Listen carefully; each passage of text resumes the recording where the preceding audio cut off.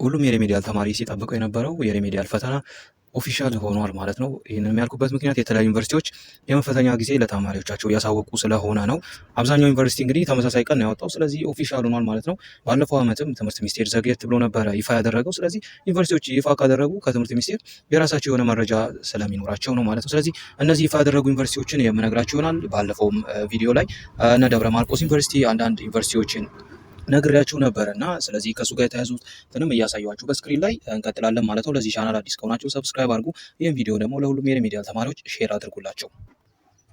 ደብረ ማርቆስ ዩኒቨርሲቲ፣ ድሬዳዋ ዩኒቨርሲቲ እነዚህ የመሳሰሉት ለተማሪዎቻቸው ይፋ አድርገዋል ማለት ነው። ስለዚህ ያን ይፋ ያደረጉትን በስክሪኑ ላይ የማሳያችሁ ይሆናል። ስለዚህ ኦልሞስት አንድ ወር ነው የቀራችሁ።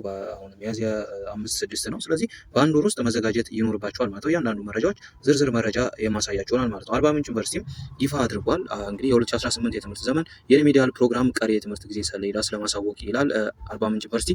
አርባ ምንጭ ዩኒቨርሲቲ የ2018 የትምህርት ዘመን የሪሜዲያል ፕሮግራም ተማሪዎች ህዳር 25 እና 26 ቀን 2018 ዓመተ ምህረት በመቀበል ከዳር 29 ቀን 2018 ዓመተ ምህረት ጀምሮ በማስተማር ላይ መቆየቱ ይታወቃል። በዚህ መሰረት ተማሪዎቻችን በቂ የትምህርት ጊዜ ያገኙ መሆኑን እንደተጠበቀ የትምህርት ምዘናና ፈተና አገልግሎት ለዩኒቨርሲቲዎች ባስተላለፈው መልእክት የ2018 ዘመን የሪሜዲያል ተማሪዎች ሀገር አቀፍ ፈተና ግንቦት 17 እስከ ግንቦት 20 ለመስጠት ዝግጅት እየተደረገ መሆኑን አሳውቋል ማለት ነው። ስለሆነም ዩኒቨርሲቲ የ2018 የትምህርት ዘመን የሪሜዲያል ፕሮግራም ቀሪ የትምህርት ስራዎች በሚከተለው የጊዜ ሰሌዳ መሰረት እንደሚከተለው እናሳውቃለን ይላል ማለት። ስለዚህ ዋናው እኛ የምንፈልገው ሀገር አቀፉን ፈተና ስለሆነ አራተኛ ላይ እንደምታዩት ሀገር አቀፍ ፈተና የሚሰጥበት ጊዜ ግንቦት 17 እስከ ግንቦት 20 2018 ዓመተ ምህረት ነው ብሏል ማለት ነው አርባ ምንጭ ዩኒቨርሲቲ። በዛሬው ዕለት ደግሞ ይፋ ያደረጉት ዩኒቨርሲቲዎች ቡሌ ሆራ ዩኒቨርሲቲ እና ድሬዳዋ ዩኒቨርሲቲ ሁለት ዩኒቨርሲቲዎች ናቸው ማለት ነው። የ2018 የትምህርት ዘመን የሪሜዲያል ተማሪዎች ሀገር አቀፍ ፈተና ማለት ነው ከግንቦት 17 እስከ 20 2018 ዓመተ ምህረት መሆኑን አውቃችሁ አስፈላጊውን ዝግጅት እንድታደርጉ ይላል ማለት ነው። ስለዚህ እነዚህ ዩኒቨርሲቲዎች ያወጡት ነገር ከትምህርት ሚኒስቴር ያላቸው መረጃ እንደተጠበቀ ነው ማለት ነው። ሌላው እዚህ ጋር እንደምታዩት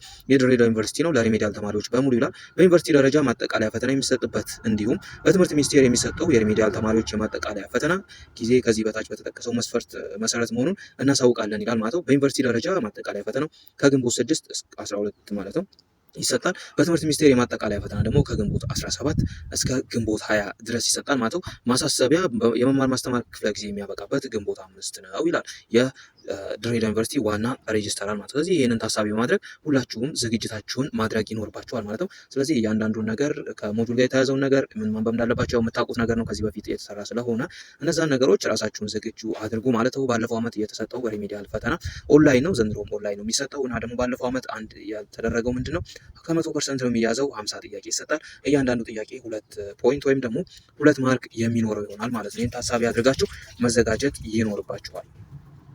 ስለዚህ ከዚህ ጋር የተያዘ አዲስ መረጃ ይሄ ነው ከሪሜዲያል ፈተና ጋር የተያዘ ማለት ነው። ስለዚህ ግንቦት 17 እስከ 20 ድረስ ለ3 ቀን ይሰጣል።